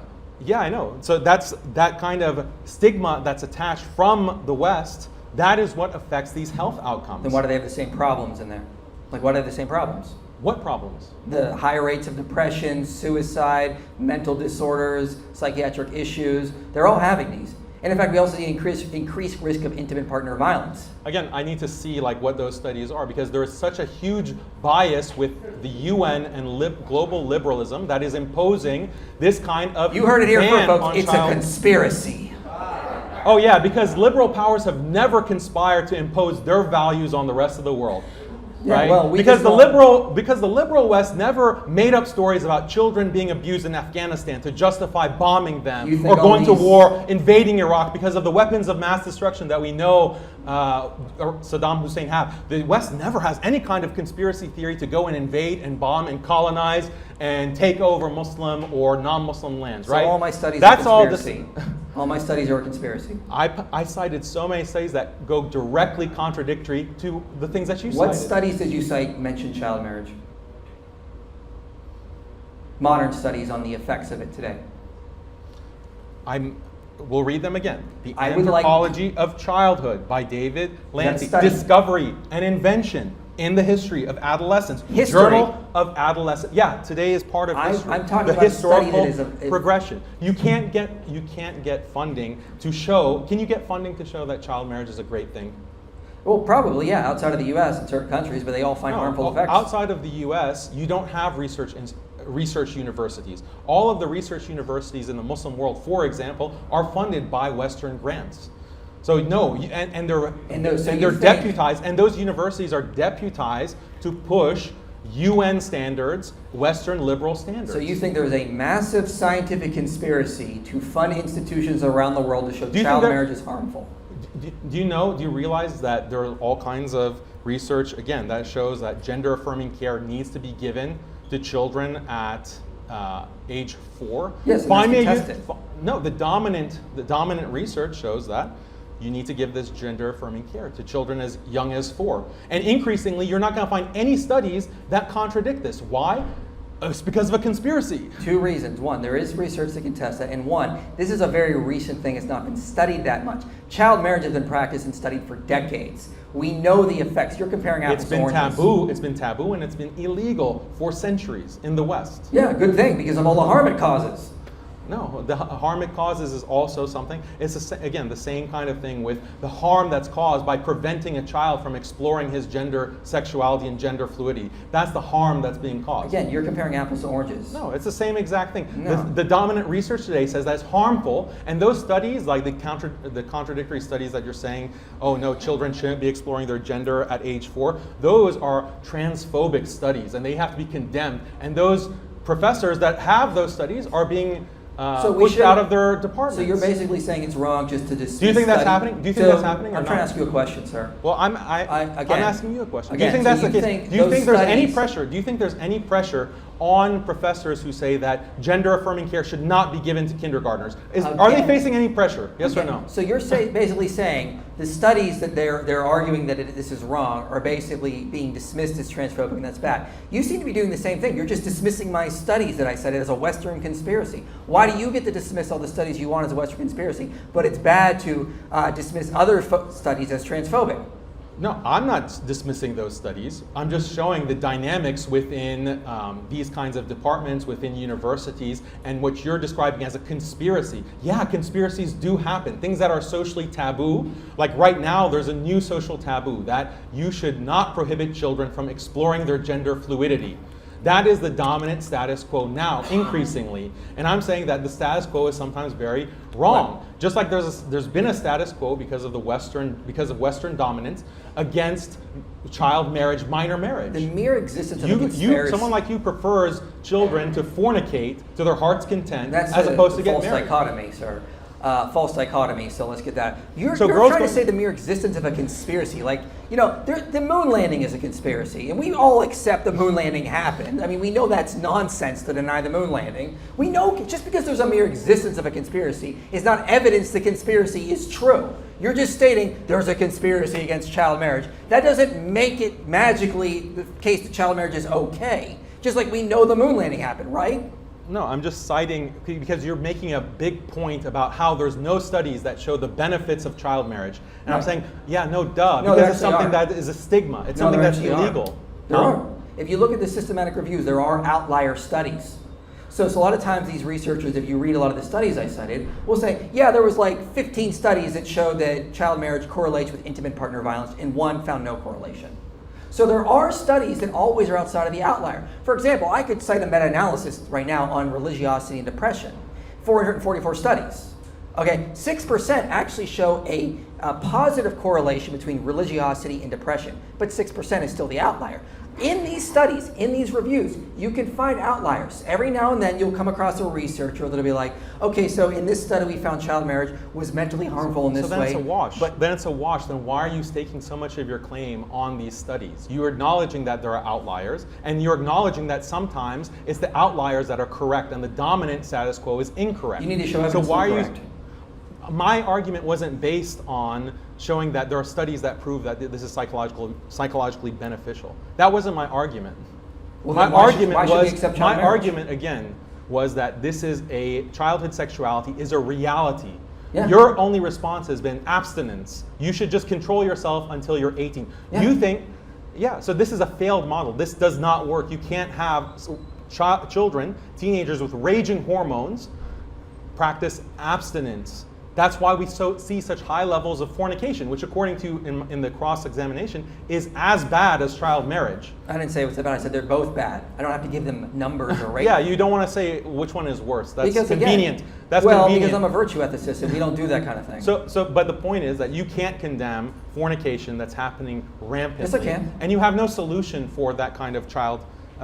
For that kind of My behavior among solution, children. again, is not putting out a kitchen in the fire by breaking the dam and flooding the neighborhood. What You is don't the solve solution? a problem with a problem. Well, what is? Stop grandstanding and tell us the solution. A better solution would be increased religiosity, more education, more What extracurricular education? activities. Sex education? Education does show that there is a better understanding of sexual activity, and it does prevent the increased sort of fornication of this, because people start making better decisions in their life. So there is no actual evidence that shows that this works. There's no evidence that shows that abstinence is something that has reduced fornication, reduced the levels of child pregnancy or teenage pregnancy. Child marriages would reduce premarital sex? Yes. Wait, but your own study from Adam, your last debate with Nuria, you cited a study from Adam. Talk about this Amy. debate. Don't bring up my previous No, debates. because I'm glad that you've watched all my debates. I cited but let's a talk about study. the studies in this debate. Okay, let me cite a study then on this whole issue. Amy Adamczyk, Religion and Sexual Behavior, notes that in Islamic societies, which you cited last time, notes they have lower premarital sex. However, an earlier age at marriage does not appear to explain the relationship. So, earlier marriage did not decrease premarital sex, according to your own study that you cited last time. She says, what about child marriage? Okay, so I'll read you directly from this. We find that ever married Hindus and Muslims are less likely to report having premarital sex than ever married Jews and Christians. And an earlier age at marriage does not appear to explain the relationship. So, marrying as a child or as early marriage did not decrease premarital sex. Also, I left out an important detail in a lot of the studies I cited. Child marriage correlates with an increase in STDs, cervical cancer. But the rates are much lower No. in Muslim countries, yes. Adamczyk is the one who cites that. Yes, but again, child marriages correlate with more STDs. How does she define child marriage? Because the age of consent is much lower in Muslim countries, number one. And number two, no, I agree that there is an entire culture that prevents promiscuity. But marriage and chastity are encouraged in Islam. Gender roles are encouraged in Islam by law and by custom. But those things don't exist in the free liberal West, in this, the countries that are blessed by Protestant Christianity. So are you advocating the same kind of restrictions on gender mixing? Are you advocating for hijab? Are you advocating for all of these kinds of Islamic solutions to prevent the kind of child fornication that is so rampant in society? They said they didn't explain their relationship. My point is that early marriage, child marriage, did not cause a decrease in premarital sex. So you can have an Islamic society without early child marriage and still decrease it. You could have a Orthodox traditional Christian society with low premarital sex without encouraging child or minor marriage. Also, again, in the studies I cited in my opening statement, what comes up a lot is an increase in STDs among the relationships where one is a child.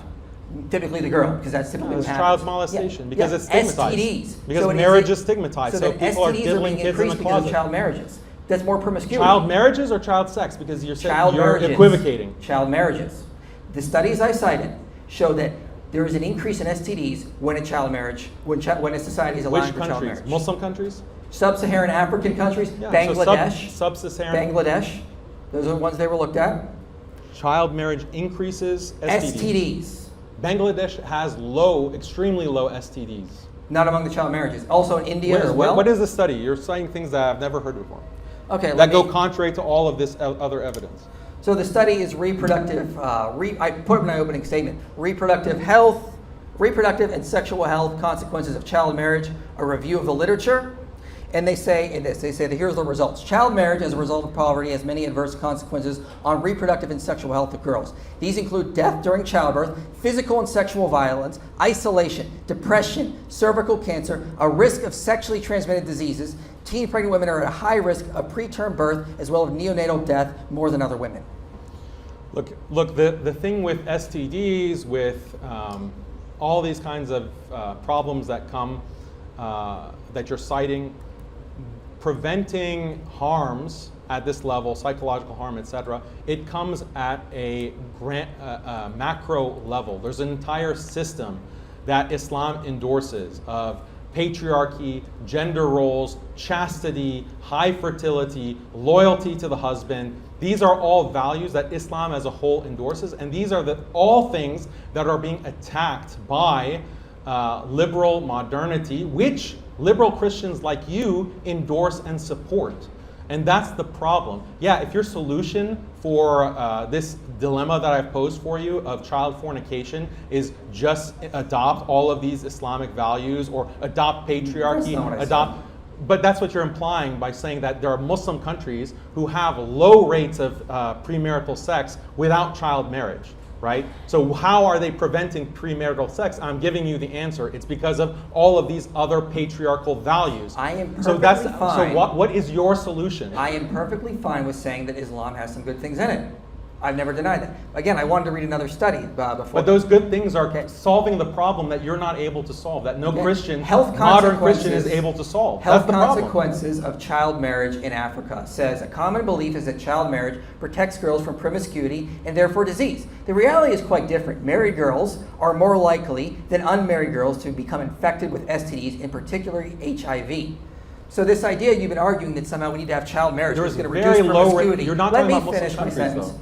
This idea that you're promoting that we need to allow child marriage because this can prevent fornication and promiscuity in the West is false. We see an increase in STDs. We see an increase in HIV, cervical cancer. That's what these studies I cited are kind of going over. Sub-Saharan Africa is notorious for HIV. It's notorious for child rape. It's notorious for all kinds of war. And by the way, Sub-Saharan Africa is Christian.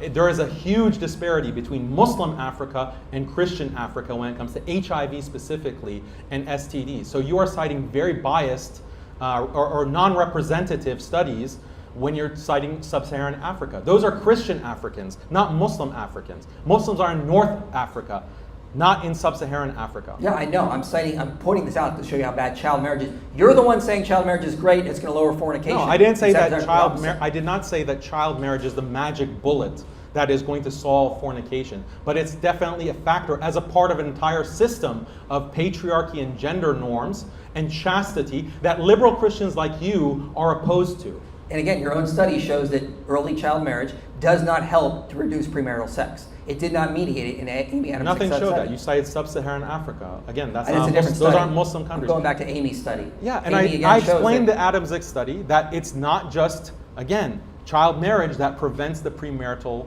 They say sex. it prevents nothing. It's not even, it doesn't mediate the relationship at all. Yeah, because it's banned. It's outlawed. In Muslim countries, it's banned as well. Not in the country she was looking at. Where does she say that? Let me pull it up then. All of these Muslim countries are under UN international law where child marriage is banned. It's a human rights violation. It still is practiced in a lot of these countries, like okay, so Niger, if it's Mali. practiced, then that would be the explanation for why there's lower rates of premarital sex. She says that's not. This says that's exactly. It's not. So that's you're speaking out of both sides of your mouth. No, I'm pointing out that it's illegal. Just because something's illegal doesn't mean it's not practiced.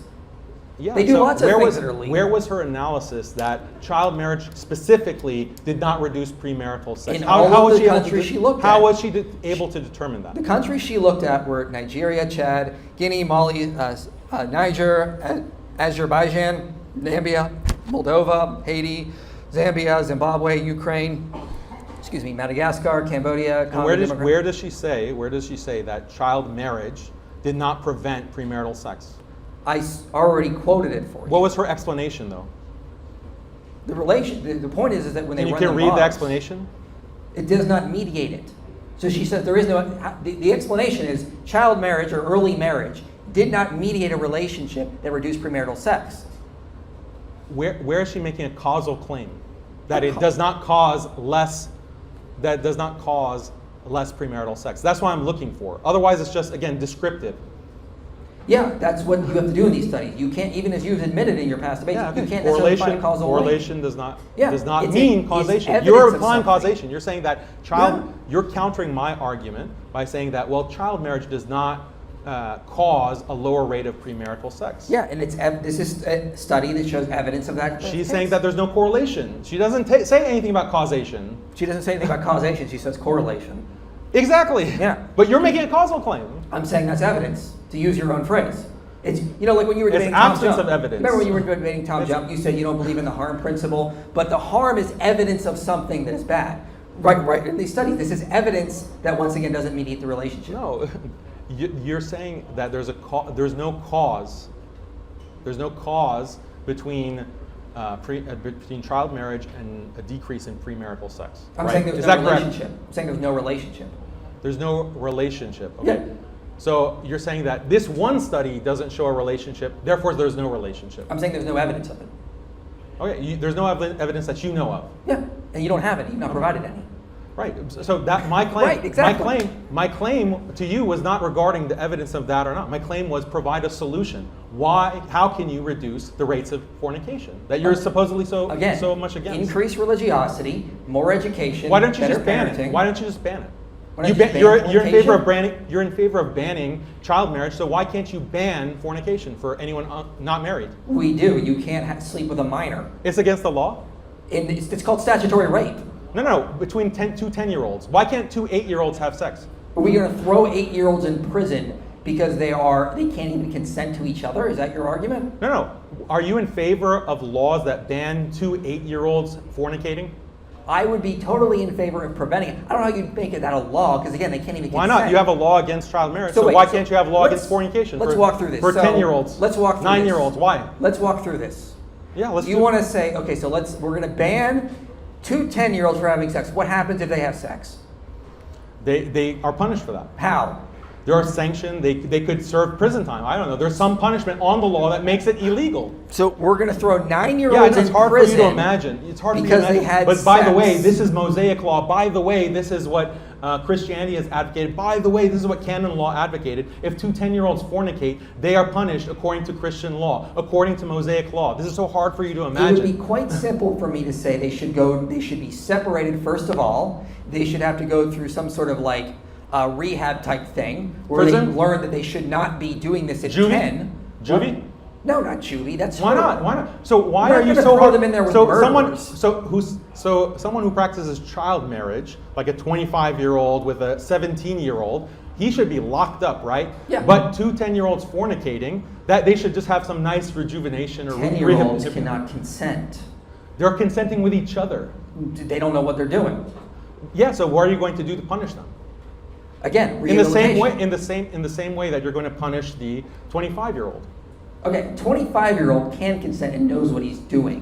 A That's far 17-year-old different. doesn't know what sex is. At that point, a nation has to be defined by laws, Daniel. We just can't be like, oh, well, this But person you're not is now in favor. mentally You're in Can I favor? finish my thought before you interrupt me? For once, maybe? So once again, we have to be a nation of laws. We cannot just have every single child go to a judge and a medical expert, get a brain exam to know. We know puberty is complete in most people by 17, so the next age we grant is 18. This is a much simpler system. Sure, it comes with trade-offs, but when you're building a political system, there's going to be trade-offs. And so we set the age of consent at 18, age of adulthood at 18, because that's when puberty is complete in almost all individuals. Got just 2 minutes So left. all I heard is a bunch of rambling, but no explanation for what kind of punishments or what kind of laws you would impose to curb fornication amongst children. That's you haven't given any kind. What laws No, can it we is. do? The It's debate about is, can we child do sex child or- marriage. Yeah, exactly. You're in favor of laws that ban child marriage and have very severe consequences for child marriage. But I asked you about fornication, and you said that that is immoral. You're not going to say if it's more or less immoral than child marriage, by the way. But I'm asking you what kind of laws would be parallel to prohibit fornication and curb that problem. Okay, I think adultery is wrong, but I don't think it should be illegal because. Then why is child marriage? Why do you think child marriage should be illegal? Because you're harming a child, as I explained in my opening statement. Are two children fornicating harming each other? Yes, they are, but they don't know what they're doing because they can't consent. So how do you curb that? How do you create a stigma about that? How do 30 you seconds. make it illegal? How do we make it illegal? You don't. You want to have a we teach it as well. laissez-faire attitude about fornication. You keep wanting to but debate you want the effects hammer of the and not law. actually what child you want the marriage is. hammer of the law for child marriage, but fornication is something that it's unfortunate, but these are kids. They don't know what they're doing. Yeah, kids do. That's Most of the time don't know what they're That's doing. inconsistent. No, That's the kids problem. don't know what they're doing. That's the way kids typically are, and that's why we Kids help know to what train sex them and grow is. them up. Kids know- Rehabilitation is much better for this Kids kind of thing We have than to throwing move- them in prison like they're adults or like they're committed murder or Gentlemen, something. we have to move into the 5-minute closing statements. We'll start with Mike. These are closing statements, folks, so if you have a question, get ready. In 10 minutes, we'll start the Q&A. Mike, I've got it set for 5 minutes. The floor is all yours. Okay, so it appears that we have seen no evidence that child marriage is moral or should be permissible by any standard. Everything we've just heard tonight is, well, I've seen people in the past do it. A lot of people in the past did it, therefore it should be okay. That was most of the evidence of what I've seen him give. I've seen no evidence to say that it should be allowed based on any data. Once again, child marriage leads to all sorts of harmful things. Leads to all sorts of psychiatric problems for these girls. They develop depression, isolation, anxiety, loss of identity. They develop all sorts of psychiatric issues that stay with them for life when they're forced into these situations. They also increase the likelihood of divorce because while your brain is developing, you're becoming someone new constantly until you're about 25 or so. This is why we see divorce rates stagger and basically drop to their lowest level between the ages of 25 and 30. Prior to that, they slowly increase back up. And when you're in your teens, you're very likely to get divorced if you marry that point. If we actually want to favor decreasing divorce, we should be outlawing child marriage because the data is quite clear on this. And it's across the cultures. We also see evidence that child marriages lead to all sorts of physical problems. Daniel tried to argue that, yeah, well, women over 40 have these issues as well. Again, if you go to a doctor over 40 and the doctor says, hey, you probably shouldn't have any more children, you could have some serious issues, then you probably shouldn't have a child. All right, that's quite that simple. I can be consistent and disagree with that. The difference is when you're under these ages, it is quite clear that you also have all these psychiatric issues. Your pelvic bones have not reached the point where you're good at delivering children. And even early medical writers like Cyrannus of Ephesus noted this. Okay, child marriage is extremely harmful mentally, emotionally, and physically for these girls. There's a reason why we're outlawing it. It's not some vast conspiracy.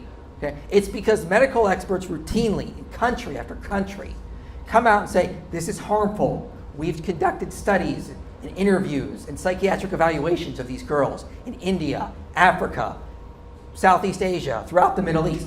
This always leads to harms one way or another. There are outlier studies, no doubt. So if there was some vast conspiracy, why are there outlier studies? Okay, Christianity is vehemently opposed to the practice of child marriage. He brought up the fact that Jesus never condemned it. Well, Jesus never condemned boiling cats. Okay, but we can still arrive at the conclusion that's probably wrong. Christianity is not like Islam. It lays down principles for us to be guided by. It doesn't have to give us an entire list of every do and don't. Okay, Bible is clear. The way you fulfill the law is by loving one another. Okay, we now know from the data child marriage is harmful.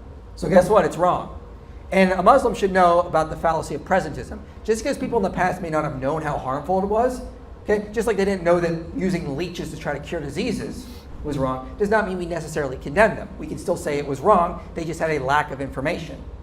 Christianity, according to experts like Robert Woodbury, Tom Holland, Rodney Stark, is responsible for a ton of scientific, moral progress that has led us into the future. It's constantly saying, let's study the science, find out what's best for society. Okay, for some reason, when I'm debating Muslim apologists, they want to drag us back to the 7th century and leave us with the ethics there. Christianity wants to take us into the future, Islam wants to take us into the past. Now, I can agree there are a lot of harmful things about modern Western secular society. But we do not solve a problem with a worse problem. We're not going to replace the liberal dystopia we're in with Handmaid's Tale, Islam style. That would just be a worse or equally bad dystopia. Child marriage is harmful.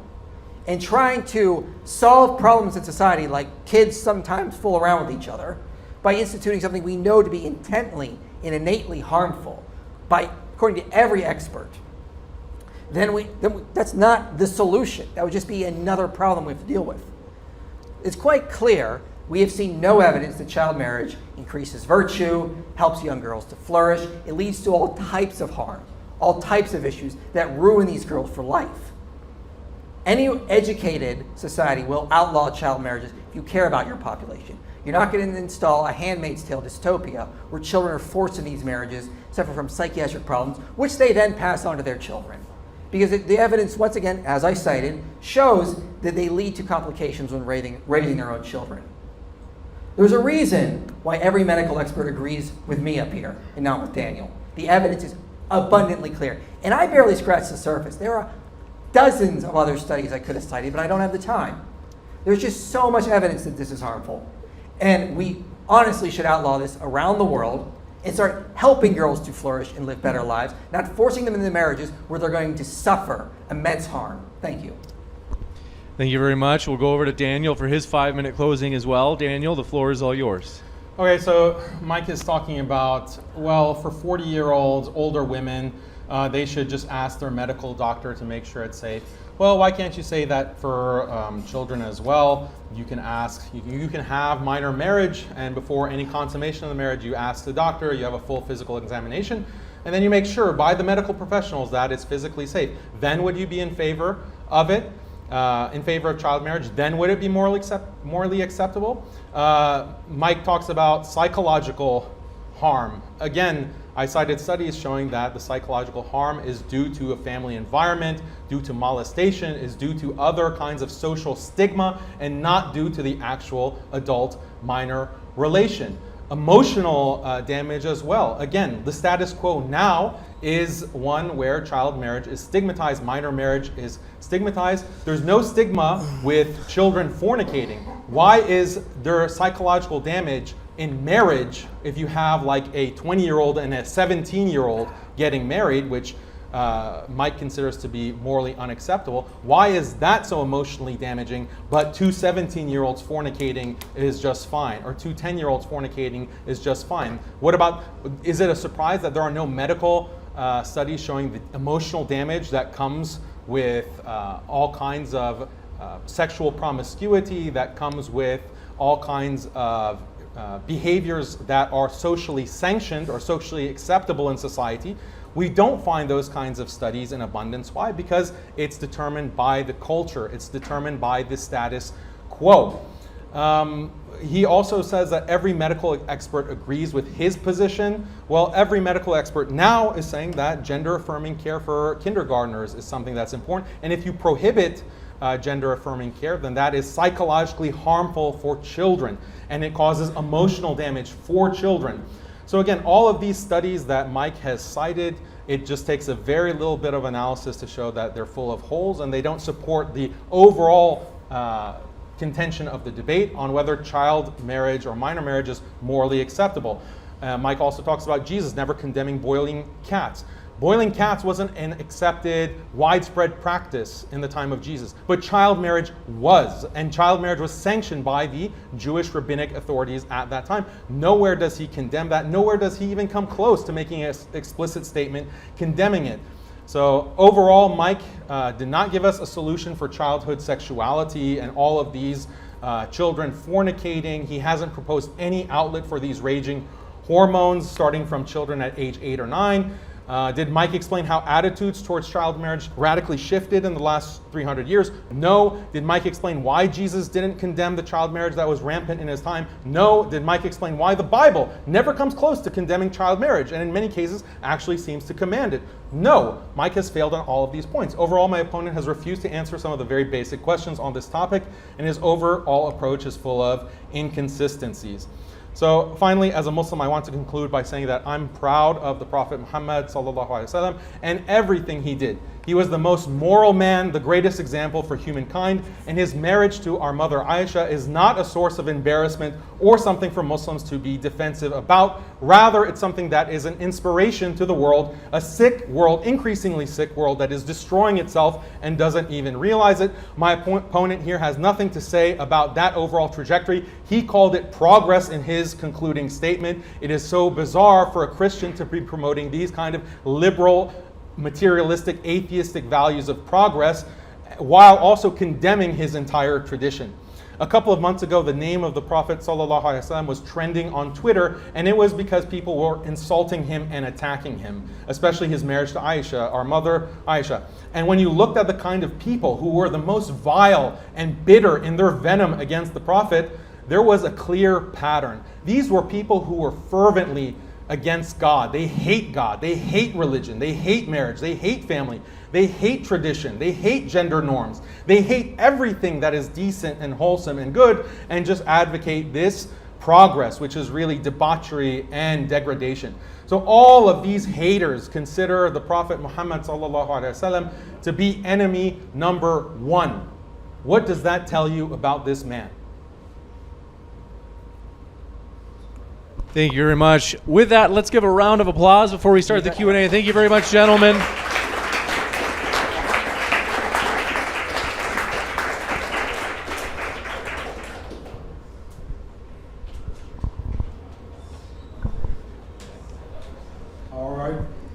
All righty, ladies and gentlemen, if you'll queue up here for the Q&A, reminder again, please hold the microphone close to your mouth. I will hold the microphone with the cord for the stream. You will hold the microphone for in here. Keep it close to your mouth. Make sure you're asking a question. Not making a lengthy statement or anything like that. And we will get you through this. So first person, come on down, stand on the table. So when Muhammad married Aisha, right, the Abu Bakr actually resisted, saying that you're my brother. And then when Muhammad said, it's the will of Allah, he agrees, right? And after that, Umar and Abu Bakr actually proposed marriage to Fatima, the daughter of Muhammad, right? He says too young. She's too young. So don't you think that Muhammad was worried about his own daughter, versus when it came to Aisha, he just went ahead and did it? No, I don't think there's any such implication. You have different levels of maturity amongst girls who even might be the same age. So saying that, well, my daughter is too young, but another girl is not too young, that's not an inconsistency there. Alrighty, so in Genesis 24, verse 19, it says about Rebecca, the 3-year-old. When she had given him a drink, she said, "I'll draw water for your camels too, until they've had enough to drink." So she quickly emptied her jug into the watering trough and ran back to draw water for the camels. She then says a little later, "I'm the daughter of Bethuel." She replied, "My grandparents are Nahor and Milcah. Yes, we have plenty of straw and feed for the camels, and we have room for guests." Correct me if I'm wrong, that's a really lucid 3-year-old. So my question is, have you ever met a 3-year-old? Yes, I have a 3-year-old, or I did 2 years ago. Now he's 5. So yeah, I understand that ages can vary, maturity can vary across time, but the point is what is established by the Talmud and by Jewish law. And so their interpretation of those verses are what they are, so you'd have to argue with them and argue with those rabbis. Obviously with modern interpretation, they want to try to explain that away, but I don't find that very compelling, but others may disagree. So, may I? Okay. So Rebecca being 3 years old is church tradition, not something that is like fully backed by Scripture. Well, what do you mean by backs by Scripture? Because when you have whatever interpretation, and anyone 800 years or 1800 years after purported revelation can come and say, actually, I don't agree that this age was 3, or I think the minimum age of marriage is based on this passage, which seems to indicate breast development. And okay, if that's your understanding of what is backed by Scripture, then yeah, I agree. You're going to be hard pressed to agree with. You'll be hard pressed to find any pre-modern position that is backed by Scripture. So it says later on in Genesis that she covers her head. Most 3-year-olds did not. In fact, I can't find any 3-year-old that would cover their head. If they were married, then that would be the law, that they have to cover their head. So that's begging the question. Fair enough. Thank you.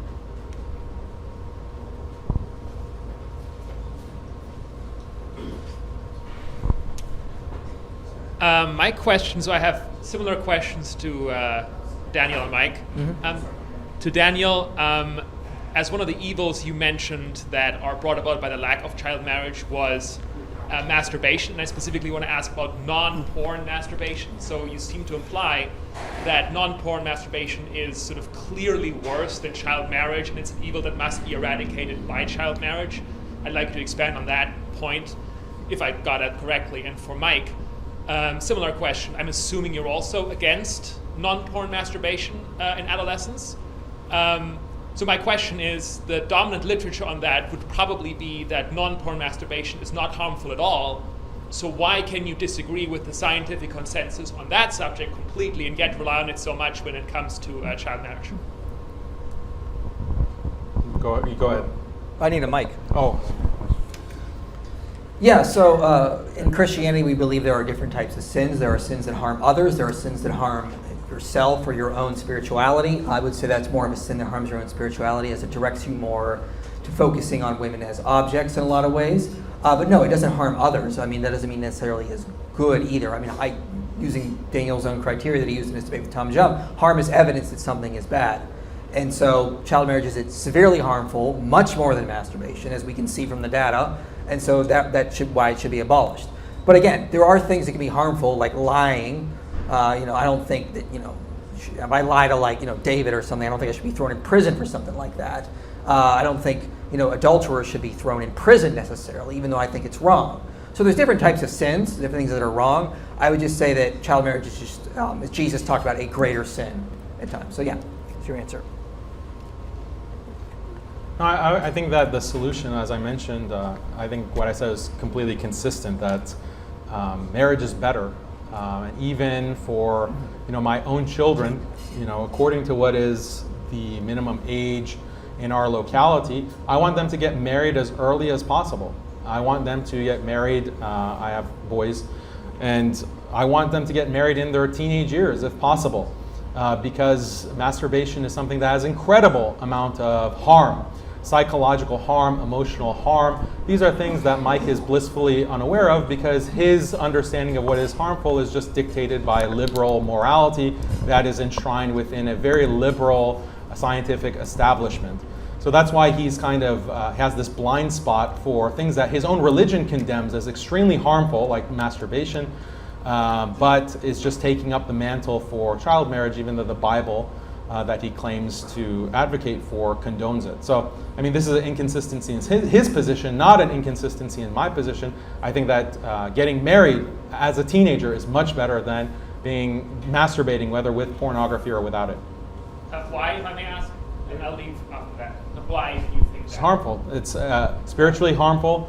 It's psychologically harmful. It's emotionally harmful. Question for both.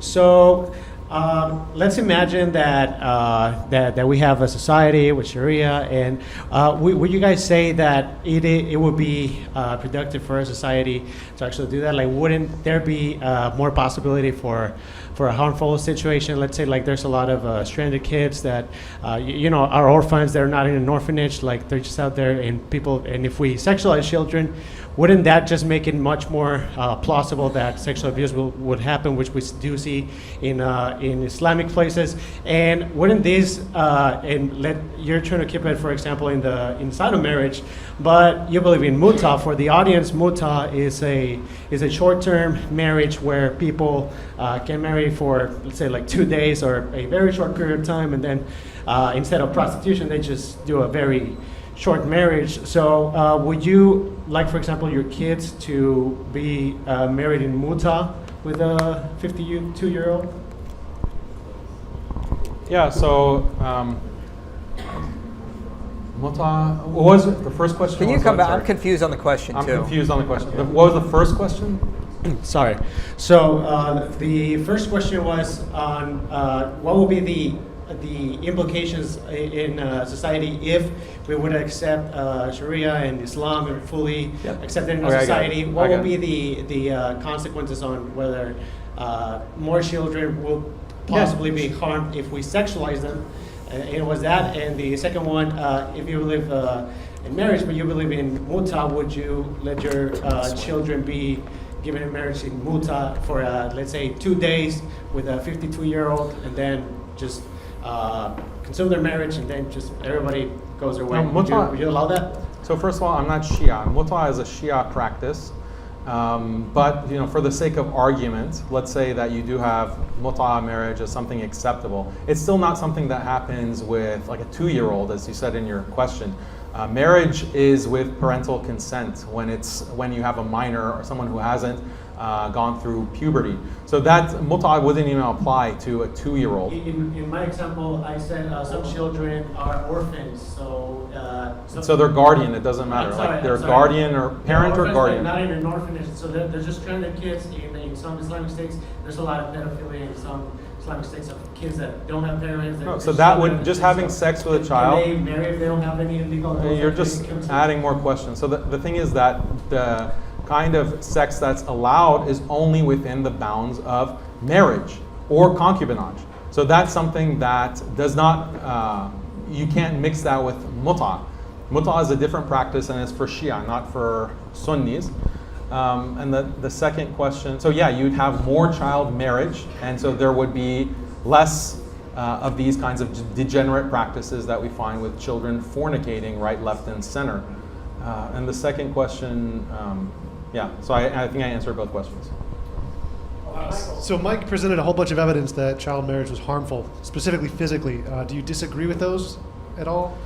I explained in my in the rebuttal, I explained that there is a likelihood or a chance of harm in any kind of sexual interaction. So, for example, mortality. Yeah, there is slightly higher mortality for children if they're having sex at, say, age 10. That's happening regardless without marriage. No one seems to have a problem with 10-year-olds fornicating. It's only a problem if if the person that they're fornicating with is 1 day over 18 as opposed to 1 day younger than 18. So you and Mike, you have no problem, or especially you as an atheist, have no problem with a 17-year-old fornicating with a 10-year-old. It's legal. You're not advocating for that to be illegal. The thing is that 17-year-old is below the age of consent. Okay, change a 13-year-old with a 10-year-old. Like, it's not illegal. They're within the age of consent.